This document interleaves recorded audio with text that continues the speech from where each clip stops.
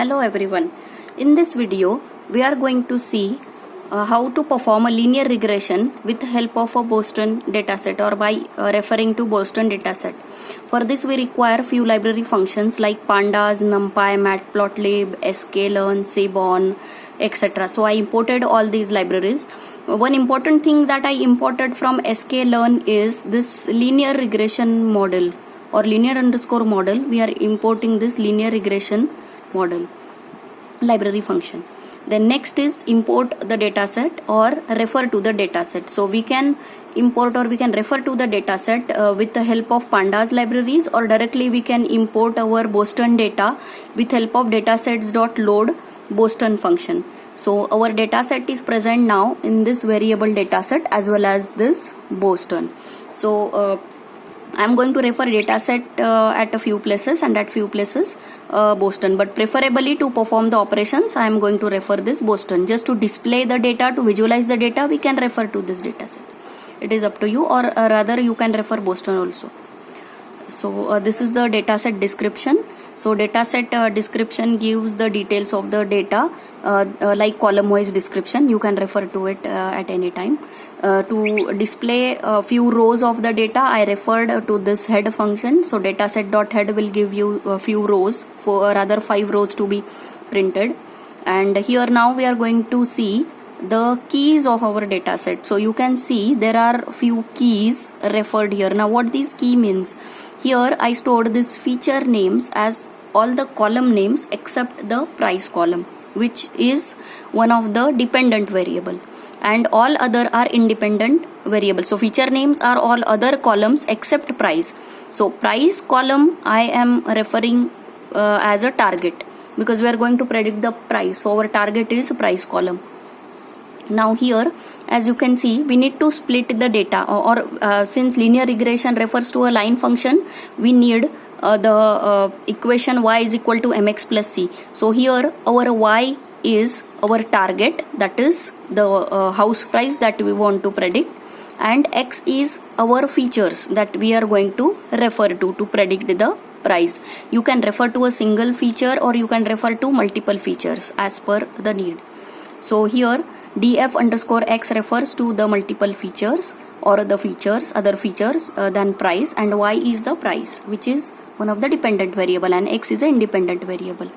So with help of this describe function, you can describe the data which gives you the count, means total number of rows are 506, mean of the rows, standard deviation of the rows, the minimum value in that particular column, that is CRIM column.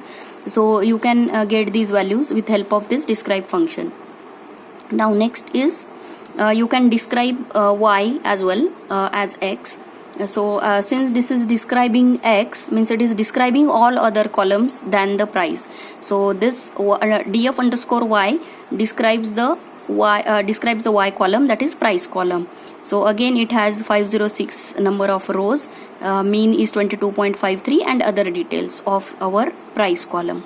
Now we are going to train our model, or we are going to actually refer to this reg variable, which is a linear regression variable generated with help of this linear underscore model dot linear regression function.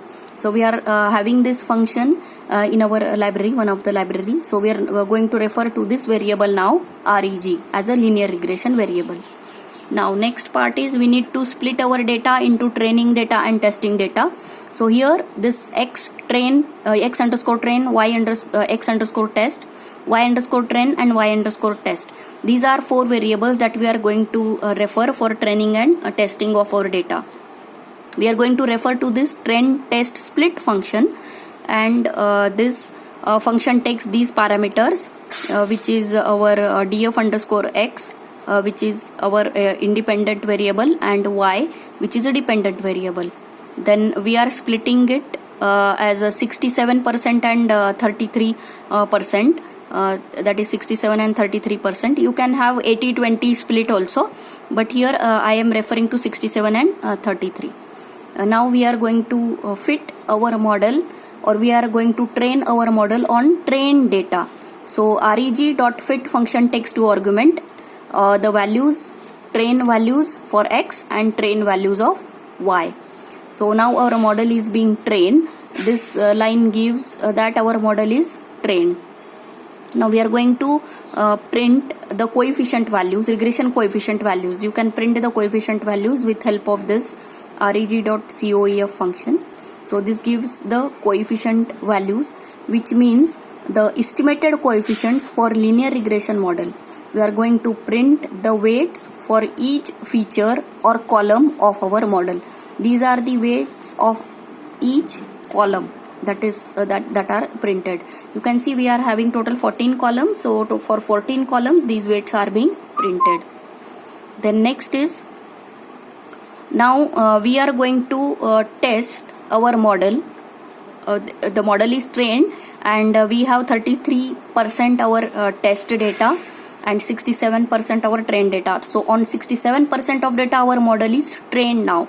Now we are going to test how our model performs on this 33% of data. So this x underscore test is having that 33% of test data for x. So y underscore prediction will give you the prediction of prices on this 33% of test data. So we can print this y underscore pred, which is our prediction on 33% of our test data. So this you can view, refer to this third row and remember this value 15.63. For third row we are having this predicted value 15.63. So we are going to refer it after. As you can see, y underscore pred 2 prints the actual price of the house from the testing data set and y test of 0. So as you can see here, this 13.6 and this value 15.63 is, these two values are close to each other, means predicted value and the actual value. So you can observe here our model is performing good. So there is no much difference in the actual value and predicted value. Now to evaluate our model, you can have this mean square error as one of the parameter for evaluation or for performance, model performance or accuracy. So for you can have this mean square error with help of a function, one of the function of NumPy library, np.min y pred minus y underscore pred minus y underscore test. We are going to print the mean of the difference of the square of the errors. So this prints 20.72. This is one of the method to test the performance of our model. So 20.72 is a good enough value is good enough. So if it is going below than that means our model is performing again better. So you can test it by splitting that ratio. I have taken 63 and 33. You can have a different ratio and can test it. Now next is next method is from sklearn. You can test the performance of your model. So from sklearn you can import from this sklearn.matrices you can import this mean squared error function, which takes two parameters, which is y underscore test and y underscore pred, means the price value, the predicted price value after training our model and the actual value of our model. So this gives you 20.72.